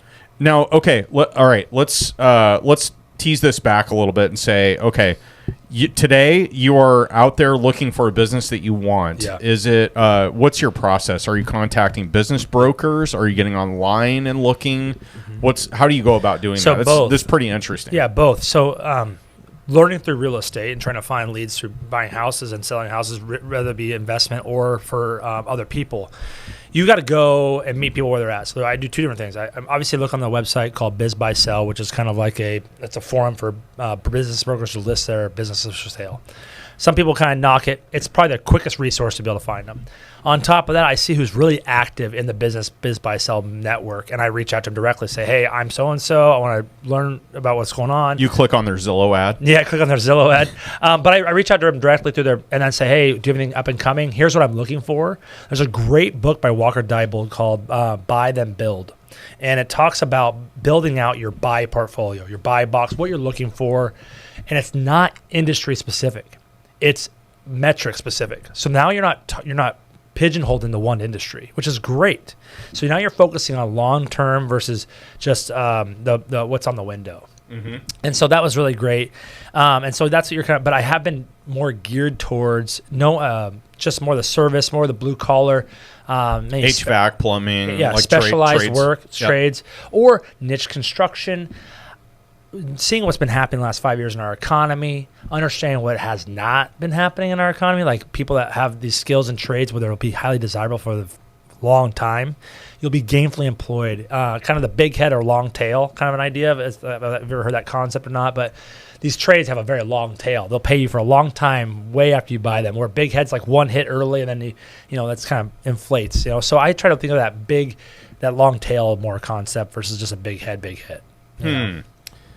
What, Ted? If you were going to buy a business, what would be your first choice besides OnlyFans or Feet Finder? I was honestly just sitting here thinking about that, and probably a local REIA. Stick with what you know. Yeah. Okay. Is it oldie but a goodie? I mean, obviously, if you watch the trades, I mean, there's no plumbers, there's no electricians, there's no drywallers. I mean, those positions are the most difficult positions for us to find, right? Am I wrong? No, I think the mechanical, electrical, plumbing trades are going to have forever jobs if they want them. Yep. And it's just a question of where they work or who owns the business. That's really all it is. Mm-hmm. And they're never going to go away ever. And if you can really like figure out property management and be a property manager that communicates and has systems built, you could be a millionaire in that industry in this town. Yeah, for sure. If you really could run it correctly. It's very reputation based, and you could really succeed in that. I think that would be another one. A handyman service, also just general handyman. Somebody I need one right now. I was just asking about this 2 days ago. Yeah. If you could just get a handful of guys that are like maintenance man quality. Blue Tape Solutions. Remember we were workshopping this idea? Yeah. 12 foot. Yeah, 12-foot construction company. Or 6 feet construction is what it was called. We interviewed a guy, and he's like, yeah, as long as it looks good, 6 feet, I'm good. Carney guy. It was a Carney guy. Yeah. Drew Zeruba. So I had this quick anecdote here. I had a vending route. That was the first actual business that I bought before I got into real estate, and I had 40. I don't know. Do you know about this? Have I mentioned this before? Yeah. Oh, yeah. Yeah. So I had 40 vending machines, and I had a route in Council Bluffs, Omaha, and Bellevue, and I would run that on the weekends, and I would make like $700 a month off of it, and it was just quarter. You put it in a quarter. Just like 3 different candy selections. You've seen them at a million places. And I loved that business, and I was so jacked about it that I was like, I'm kind of OCD about those kind of things, and I would just drive around, and I would be like, oh man, I wonder if they have a vending machine. I wonder if they have one. Like, but I could put one in there. Like, maybe I could get a snack machine or whatever. I think that is the quickest ROI on doing it. Now, I haven't looked in the margins lately. They've gotten worse. But I think vending is a great business too if you're looking to buy something. I just did a cigar with a gentleman last week, Gerard, and he's telling me how he started a cleaning company. And he's like, well, I'm actually... Gerard Mangino? No, Bacos, I think his last name is. 2 people named Gerard. That's weird. That's even more fascinating. Anyway, so he created this company, and it started off as a joke. He was hanging out with all his fellow doctors. And they made a joke about starting a company up, and he on the side just created a fun little website for a cleaning company, and then as a joke sent it over to him. It was like a 2-pager site, just going along with him drinking, getting drunk, and having some fun, and not cleaning up after himself. Yeah, and then he got a phone call like 3 months later off of his website, and it was some 10,000 square foot commercial space for cleaning, and he's like, and he just started cracking up. Yep. And then he's like, well, shit, I can make this happen. So he actually called around, got some people worked out, got the cleaning job. And then he's like, well, there might be some money in this. Yeah. Oh, yeah. And he just left being a full-time doctor. Yep. Wow. At 32 years old. Dude, to start his cleaning company. And now he's a sponsor of our local REIA group. Especially commercial. Yeah. All commercial work is big time margin. That is crazy. He's like, well, I can always go back to being a doctor. That's pretty wow. You don't hear that very often. That's awesome. When I met with him, though, he's like, yeah, I had a baby yesterday. And I'm like, how are you out of the house? My God. He lives differently. He just lives differently. I guess. Yeah. Wow. Okay. So we're at the point in our podcast where we have our favorite section, and we call it Feeling Forward. My God. Yeah. My eardrums, dude. You got to warn me, man. And this Failing Forward is brought to you by REsimply.com. If you're in the real estate game like I am, you know just how wild it can get managing everything from lead tracking to marketing, sales, and operations. That's exactly where REsimply, an all-in-one software for real estate investors, comes in. It's a lifesaver for thousands of investors out there. What's incredible about REsimply is that it is packed with everything you need.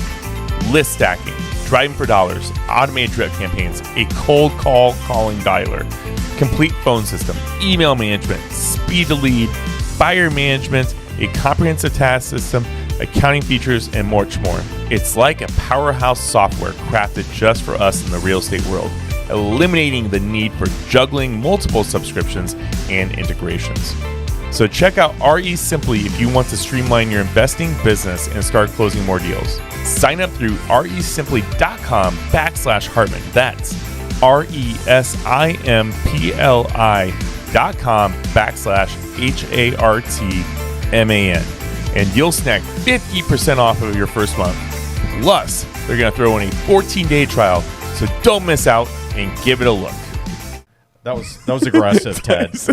I'm sorry, Tyson. I'm thinking about it. What in the hell, dude? So, yeah. I thought we were doing this together, that you want some harmony. I thought you wanted to harmonize. just went Axl Rose on me. Or like, I'm just going to monologue this. That was my first concert ever. Wow. Okay. Welcome to the jungle. All right. So in this section, you probably get the gist of it from Ted's awkward introduction, but we cover. I don't know what to do with my hands.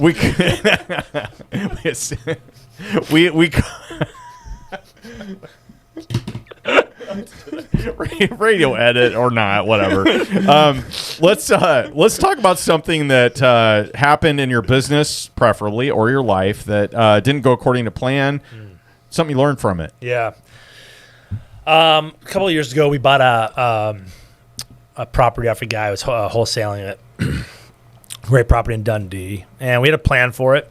And I knew it was going to sell for a good amount of money. I knew the margins were pretty solid. But what happened is we lost track of keeping track of spending. And so we fired the first contractor. The timeline was not being met. Guys weren't showing up to work. I was there multiple times a week checking where things were at. Wasn't there. So we found a new guy. Felt really confident about going with that new guy. And he had the skill set to be able to accomplish everything and largely the manpower. But what ended up happening was we were not focusing on the expenditure, the outbound payments, and understanding like, hey, where are we at on our budget? He kept asking for more money, and we ended up overspending by $50,000 or $60,000, and just totally got out from under us. It was lack of communication with me and my partner, lack of communication or lack of oversight in terms of where we're at with our budget, and that applied to a couple of different things where you're thinking, well, you'll just work your way out of it. You'll like just succeed your way. You'll just like win your way to success versus just understanding, hey, there's strict guidelines that we need to have in place in order to get to success. And that was a big learning curve of understanding, one, my strengths and weaknesses or my talents where they should be used. Like, hey, that was not, could I have done a better job of oversight? Yes. But also understand, hey, we need other people in our world to help us keep good guardrails up to keep us on the straight and narrow for success. Sounds like you and your partner need defined roles also. Yeah, better defined roles, which was very good. I mean, like we learned a lot. We got off from underneath it eventually, which was good. We sold it we lost money on it, but it was a big learning tool. And it was a huge project. But learned a ton from it and just realized that applies a lot of different things. When things get scaled out, that kind of get outside your reach. I mean, physically and mentally and, financially, you need to bring in other people that can pick up those loose ends. And that, you might have to pay a little bit for them, but it's going to save you a boatload of money in the long run. And you're going to be better for it. You're going to build your roster way deeper. Your bench is way deeper for resources. And that way you don't get out in front of your skis and get in trip, or it could have been worse. Could have been worse. We're using our own money, and then all of a sudden we didn't get any of it back. So I think that was a big learning lesson. Is hey, you can't just assume away risk. You assume too much, you make an ass out of you and me. I get that, but you start assuming a lot, then you can't get hold of the reins anymore, and you have to let it almost crash, and then you have to rebuild. And that we didn't get to that point, but it was a learning lesson nonetheless, and it was a costly one. Yeah, I've had so many projects that are just like going like north in my life in the last year and a half, and I'm just like, North is good, by the way. they're just going south. Okay. Thank you, Owen. Appreciate you clarifying. I've had a few projects lately, and Axel has a hard time. and they're just going south. And man, you guys are just rough on me today. So Going north? So much material. So much material. Okay, radio edit here. No, leave it. I just had a couple projects lately that's just been totally going south lately, and I've just stopped even wanting to track the numbers. Isn't that really like I give up? Just let it fall, it, man. It's the ostrich approach. I'm like, I know where I mentally know where I'm at with these, and I know I'm just mentally screwed, and I'm just like, where does the bleeding end on these? And so I kind of feel you on that particular property because I feel like I've been there the last year and a half of my life. I feel like there would be a really good business model where you could call it like Rehab Hero or like something where somebody comes in and just pulls your head out of the sand, like a fractional employee for this. Look at this. Yes. Yes. And they just handle your shit. You know what I mean? Oh man. Like Rehab Hero. Yeah. Like you can come in on a rehab gone wrong, and they call it the business partners that are making the fails. Like you think you're messing up, but really they're going to come in and say, no, guess what? This is where you're failing. Oh, and partner, this is where you're failing. Yes. And put us in check. Yes. And let me teach you a few things so this doesn't happen again. It'd be a great TV show. it'd be like bar rescue. But yes. It's rehab rescue. Rehab rescue. Yes, that'd be good. Boom. It's a business. It's a business. Okay, listeners, you cannot, so we're going to create an LLC with this. No, that's great. All right, so that's an awesome feeling forward. Mm-hmm. We have a last section here that we call the I don't know if you're going a cappella. You took a giant breath. I don't know what you're doing. Pitch perfect, right? Yeah, I feel like, exactly. This is like a pitch perfect We episode. make noises with our mouth. I just like to make sure I have the most quality sound coming out of my mouth when it comes time to... Ted puffed himself up like Cloudy with a Chance of Meatballs character. What are you doing, man? You want to handle this solo? I'm really scared to participate in this. I'm laughing so hard that I don't know if I can. In this section, we call the OT with Owen to 10. I'm really sorry, man. Hard. I don't know what is going on. Your work you're doing is God's work right now. Thank God's you. work, yeah. It's the OT with Owen and 10. Face is built for radio. Big sigh. Yeah. Okay, in this section... Jeez. In this section, we cover the same questions with every guest. Okay. We gave you a little bit of prep. Yeah, not much. Mm-hmm. And the first question for you is... If he had a mustache right now, he'd be twirling it. It's coming next week. Don't worry. I could just see you when I'd be pulling it out, hair by hair, listening to you.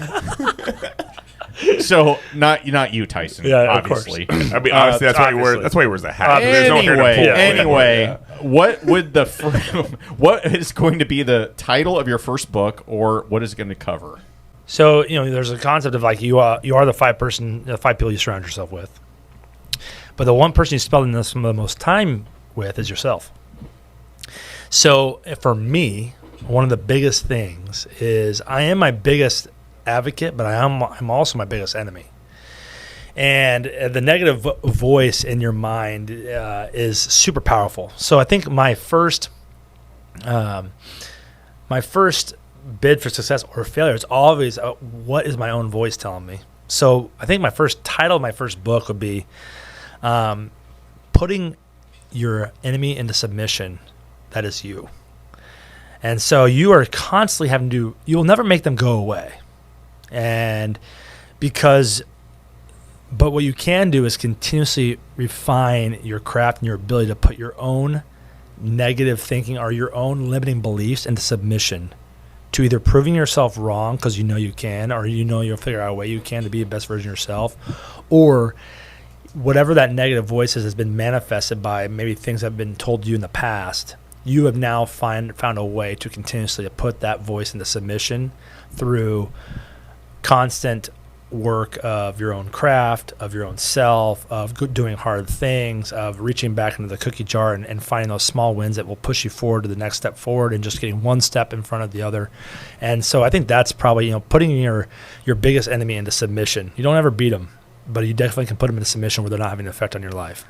It's kind of like this podcast and dealing with Owen. He just kind of puts me in he's always trying to put me in submission. Yeah. Sleep right. I mean, I don't think anyone blames me that's listening to this. So, that's really interesting to me because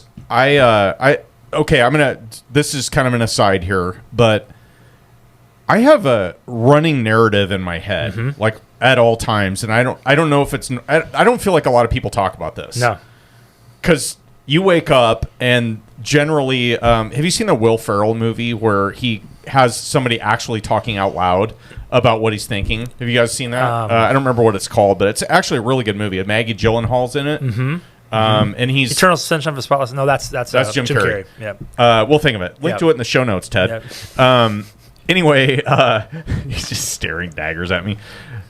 I have that too. Like, I think everybody has that internal voice, but I've never really asked anyone what their voice is saying. Yeah. Like, is it positive or negative? Mine's generally negative. Like, that was stupid. Why'd you do that? Like, you know what I mean? It's just running dialogue where you constantly have to, like you said, put your inner voice into submission. Yeah. That's really interesting. Yeah. Because I don't know that I've really ever talked to anybody about this before, but like, what does yours say, Ted? Oh God, this is gonna be Pandora's box. Wow. I'm not gonna get into the details, but It's a dark place. but you know, when I'm doing my prayers at night, you know, those are the times that I reflect the most on me, my day, you know, things I got to do better. Okay, all right.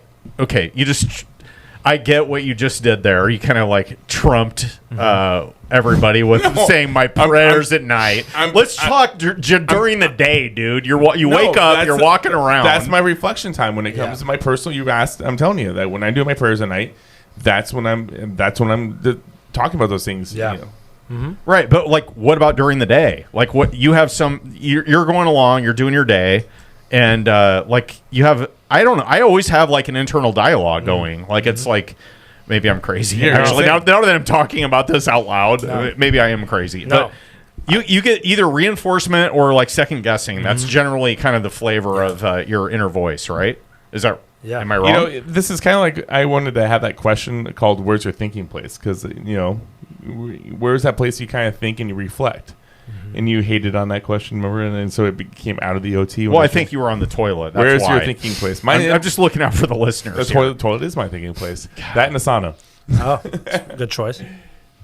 Okay. Anyway. Yeah. I don't know. Yeah, submission, putting your negative voice into submission. Yeah. Yeah. Submission. Okay. Next question. I feel like Owen had a lot more to say. Okay, sorry, but yeah, that was deep thoughts. But go ahead. Okay. Okay. So tell listeners about your podcast first off. Yeah, so my podcast is called Insiders of Omaha. We focus on people that are focused on making Omaha a better place than they found it in their own niche and environment, and we want to hear about the story behind the title that they've now created. So whether it be a small startup business that they've now gained some notoriety with, or whether it be some major nonprofit, or maybe it be just physically making Omaha a better place through development, you know, where did that begin and what did that look like, and what's their plan going forward? So we'd love to hear about that story behind the scenes. Okay, so we're on your podcast. You can interview anyone in the world today, no matter who it is, as long as they're alive. Who is it going to be? What's the one question you really want to ask? Gosh. Part of my mind goes, as a sports guy, I'd love to interview Bud Crawford. I think that would be super cool, not just because where he's at in his life, but in a niche sport. He's also a real estate investor. Yeah, Yes, he's a real estate guy. So so I think he's done a lot for Omaha in the sense that with his name and what he's kind of moving forward. But I think that I think people don't realize, you know, everybody wants to have the will to win, and that's pretty easy to talk about. Yeah, I want to win. Everyone wants to win, but I think he's he exudes a true identity in what a will to prepare is. And he is in boxing. There's no other sport that is it's an individual sport, and it's a combat sport, and which takes a massive amount of preparation and study and truth and accountability and authenticity and where you're at, because you're going to go against another man that's going to fist at your face. It's a whole other ball game. You know, in the Marine Corps we had a saying that all plans survive until first contact. And that means when a bullet's flying in your face, so you thought you had it all figured out until a bullet goes right past your head, and you're like, oh shit, now what do I do? And the only They talk about Brazilian Jiu-Jitsu, they talk about hand-to-hand combat, MMA, and boxing, but I think that would be really interesting getting to that side of things, the ice beneath the surface of the water versus the tip of the iceberg. Man. Hey. That's good. Bud, my name's Tyson Compton. I'd love to interview you. If you do listen to this, hit me up. I'll talk to your people. I've done lunch with Bud a couple times. Oh, yeah? Yeah. That's cool. And, nice guy. Yeah. Yeah. I used to have a charity called Dancing with the Omaha Stars. And he helped us and participated. That's cool. So, that's awesome. Yeah, you didn't know that, did you? If I could pick a baby, Warren Buffett. Humble brag. I'd love to have Warren here. Easy layup response. I mean, if I could just have, but I mean, just because he's a dude. local hero, Dude, it's true. He's at the end of his life. If I could just Third act, yeah. If I could, I'd love to have him here or in front of our local REIA and just talk to him and hear him talk. Yeah. I ran into him at the little hippie burger shop a couple months ago in Blackstone. That's cool. Just sitting in the back corner with the security guard in the next booth over. And I was with my son and my daughter. I go, that there is the richest guy in Omaha. Carson's like, what? And yeah. I think one thing that's interesting when you do get that question too, and especially within Omaha, I kind of like the idea of stealth wealth. Like these guys that are doing, or people that are doing major things, and it's just below the surface. You're like, dude, they're doing things that you can't imagine, and they're doing it on a level, and they're doing it quietly, and that's pretty impressive. Like, I think about the people in our REIA group that are like that. Like we had Ben Catt speak last night. Dude, that guy's a rock star. And everybody's like, there's so many people that came up to me like, I never knew that guy did any. Because he walks around in gym shorts and a t-shirt everywhere. Backwards hat and gym shorts. And he did the presentation like that with flip-flops on last night. That's who he is. And that came up in the questionnaires. And he goes, you know what? The reason I do this is because my dad wore a suit every day and told me I'd have to wear a suit every day. And this is why I wear What a great reason. Well, I mean, there's people too like Tom Myman, third-generation plumber who's built the biggest plumbing company in Omaha, and he's going to do $35 million in plumbing this year. I mean, like, these guys that you would never know. It's like it's incredible. Or these people that they don't have names on buildings, but they're building massive businesses or that are thriving, and they can step away at any point in time and it's still operating. That is impressive. So stealth wealth. Yeah, I like that. Yeah. Right now, I let you finish here, but the thing I always think about all the time at the REIA groups, that voice in my head when I'm talking, is I see these groups of people that are like the Peter Kiewitz and everybody that's older, Lund and all them. And I'm like, those guys probably were like all of us, part of a little real estate networking I think group. they were. Yeah. And they're all buddies. And I kind of wonder like who in this group is going to be the guys that have names in buildings and we're going to be like 20, 30 years from now and still hanging out, Yeah, it's awesome. I totally know. I have I'll table this for now since we're running a little long here, but yeah, I totally agree with you. And it's your station in life at any given time. Yep. You look around and talent eventually is going to rise to the top. Always. If they keep the work ethic. Yep. And so, yeah, it's always interesting because you can see somebody's future before they can. Yeah. It's exciting. Yeah. Okay, this is a topic shift here, but you've lived a long life. Yep. You have done a lot of stuff in your career and personal life. We're at your funeral, a little sad. Who is giving your eulogy, and what do you hope they're going to say about you? Gosh. Wiping tears already. No. So this is interesting because you talk about doing a eulogy. All the cards are down, right? Like you don't get a chance to redo anything. Yep. So I think that's really important about perspective and understanding not a life of regrets or taking things for granted.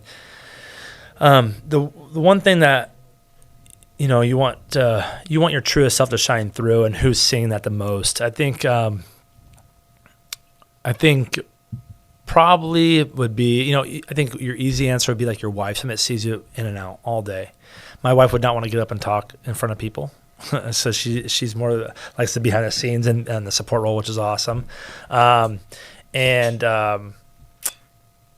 so I think she would be the easy answer. But I think what would be really cool, I think somebody who's known my entire life, my sister would be really cool. I think that she would be able to, her and I have had a great relationship just growing up. She took care of me a lot when I was little. Been around for a lot of different things in her life. She's seen me on the ins and outs of my life. We talk, 2-3 times a week, which is awesome. We don't spend as much time together, but we definitely connect a lot, which is great. And one thing that's really cool about family, like especially close family, is they're going to love you no matter what. You talk about like even people that did some very, very bad things. Their mom would still tell them when they're in prison, "You're still my baby boy and I love you to death." And so it's really, I think that's important that on your way out, and all my chips are down. I hope I go into the grave kicking and screaming, and with vibrancy and a vigilance that is still apparent to people that talk to me, and wanting to build people up. But you want to be able to talk on that, and that also shared that experience in the sense that they felt that. And so between my wife and my sister, I think that'd be a really good place to start, to be able to see two different sides of me. One as a dad, a husband, a leader, and then one as a brother, family member, friend. Just those two kind of concepts would be really cool. That is a fantastic answer. Yeah. Is this something that you, when you were in the military, that you thought about heavily? Oh, yeah. You think about writing a letter before you deploy, and like if that is something is that a thing? If you're going into combat, absolutely is a thing. Yeah, you're definitely thinking about that. That's I didn't know that, but now that you say that out loud, like that totally makes sense. It's not required, but it's definitely like, hey, if you want to, we're going to do some stuff. I would recommend you write a letter and give it to the person standing behind, and then make sure it's somebody. Yeah, and so that's really sobering, and so that's a real thing. And so you think about it a lot. I mean, I think I'm very much an old soul. I'm a 75-year-old man trapped in a 38-year-old's body. Shut up. My pronouns are Mr., and old man, So get off my lawn, dude. Is my name. Yeah. God, those lines in my yard aren't straight. Who mowed this? So.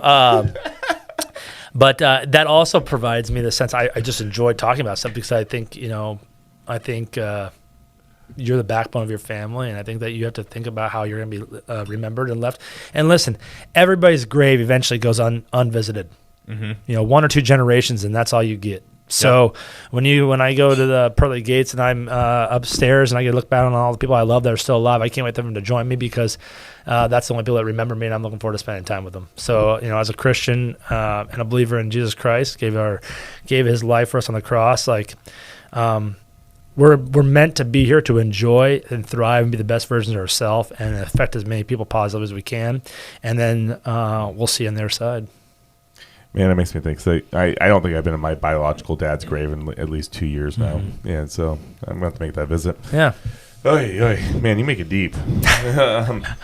Well, talking about deep, I think this is probably one of the deeper questions, and it's like in some ways it's like a legacy question, but what mentor in your life has had the biggest impact on you, either on your business or personal growth? Yeah, I'm a big believer in seasons. So you get people that come into your life that are there for a season and help propel you to somewhere else. So early on, I love that. Nobody's ever said that. No, I immediately knew what you were talking about when you said that. Yeah. I 100% agree. So early on, I had 2 sets of parents. I had my mom and dad, exceptionally influential in my life, and then my brother and sister. I had 2 sets of parents, but my brother and sister were a little more removed, and they could speak with me on a different level than my parents could. So they were a mouthpiece of right and wrong, but with more of a camaraderie element that was allowed, which was awesome. And that allowed me to want to take on more and reach for the star, reach for the sky and different things I wanted to do. Fast forward to high school, I had a coach named Rashawn Harvey. We share the same birthday, which is wild, but he mentored me through. Is it on the 11th? No, it's on the December 3rd, the 12th month. Okay.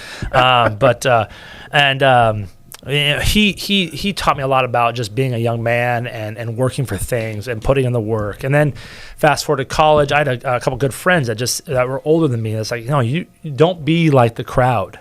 You need to cut your own path. This is not where you want to be. You're not built that way.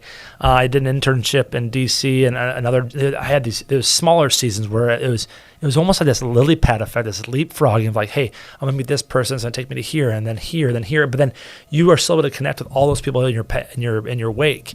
And then fast forward, then it kind of came back to my parents more. They could provide more perspective. I didn't take them for granted. Their wisdom and sage advice was well warranted. They weren't there to make decisions for me. They only were there to make suggestions. And then, then you get a little bit older and you think you kind of know it all again. I mean, it's this constant looping effect of frogging forward. And I think you have to recognize that people are in your life to serve purposes, and you're also serving a purpose for them, but being open to receiving honest criticism from people that you respect and that you would that have things in your life that you would want as well is important. I've had so many people that have helped me along the way. This is not I am a fixture of a melting pot of ideas and conversations and honesty, and I've just been blessed to meet some amazing people and take their advice willingly at times and unwillingly at times, and I think that's important. I think you have to just be open to that kind of stuff. And I'll tell you what, some of the other cool things is, like, I had a niece that was born when I was 10 years old.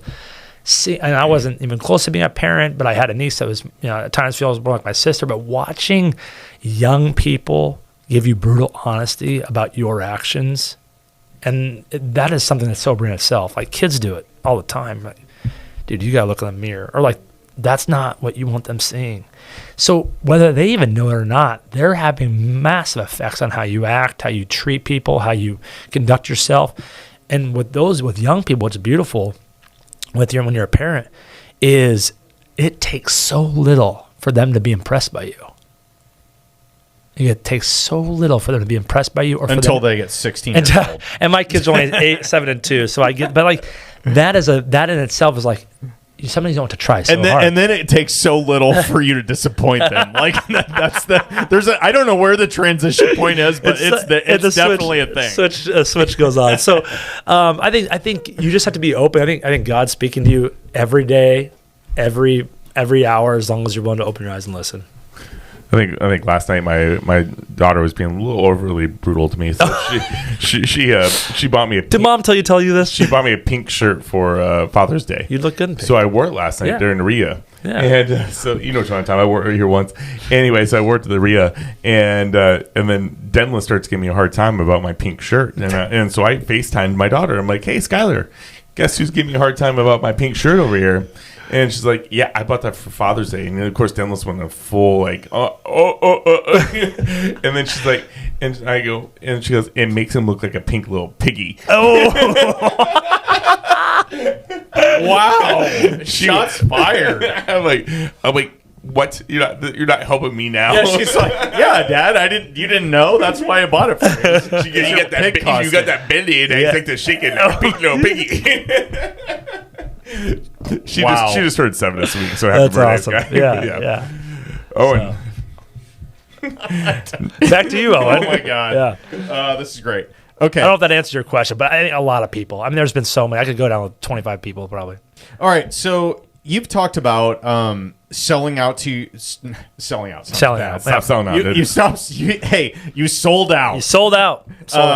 What are you looking for in your business or life right now? And anybody catching this, content, how can they, maybe support you, help out? I think a couple things, with a business, I'm just looking to continue to build on my own talents and help other people to better employ what I'm already good at and to grow there. So, I love helping people in real estate. I want to do it on a bigger scale. I have no desire to grow a real estate team, but I think that I would love to still make even a bigger impact here in Omaha and the surrounding area, potentially with ownership of a business and building, providing jobs and employment and vision for people that need that. So, if there's any interest in people that are interested in selling their business, I'd love to have a conversation with you. If I'm not one that can help, somebody else can that I know of, and just learn about you and your story. And I'm sure, like a lot of, as a guy, sometimes we're just geared as fixers.